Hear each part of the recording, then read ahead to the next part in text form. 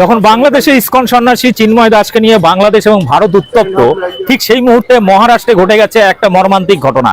মহারাষ্ট্রে ইসকনের এক সন্ন্যাসীকে বেধড়ক কেলানি দিয়েছে, বেধড়ক ধুলাই দিয়েছে সেখানকার হিন্দু জনতা।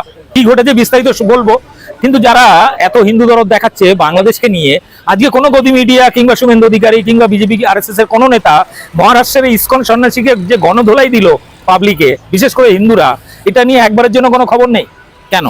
এই প্রশ্নটা আপনাদের কাছে উত্তর আপনারা দেবেন। কি ঘটেছে সম্প্রতি মহারাষ্ট্রের পালঘর জেলায় বাসাইয়ের একটা ইসকন মন্দিরের এক মহারাজ এক মহিলাকে বিভিন্ন সময় বিভিন্ন ধরনের অশ্লীল কাজকর্ম করছিলেন, প্রতিবাদ করছিলেন তিনি।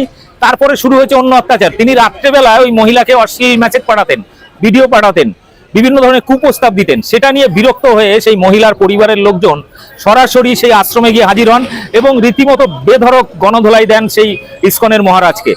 আপনাদের সেই ভিডিও কিছুটা দেখাবো। এবার বলুন, এই ঘটনা নিয়ে একবারের জন্য কেন বিজেপি কিংবা আরএসএস বা তথাকথিত সমস্ত রিপাবলিক টিভি বা এবিপি আনন্দ, টিভি 9 এরা কেন খবর করছে না? বিষয়টা হচ্ছে বাংলাদেশ নিয়ে মুসলিম বিদ্বেষ সহাতে হবে, সেটা তাদের ভোট ব্যাংকে কাজে লাগবে।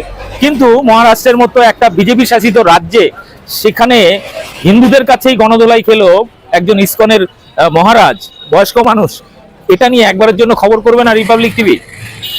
মুখ খুলবে না, রাস্তায় নামবে না, লুঙ্গি ড্যান্স হবে না? শুভেন্দু বাবু কি বলবেন এই বিষয় নিয়ে? বিস্তারিত আরো তথ্য আসছে, তারপরে আবার সেকেন্ড পার্ট আমরা করব। এখন আপনারা কি বলবেন এই বিষয় নিয়ে? আপনাদের মতামত জানার জন্য এই ভিডিওটা করা, এবং ব্যাপক শেয়ার করুন। ধন্যবাদ সকল।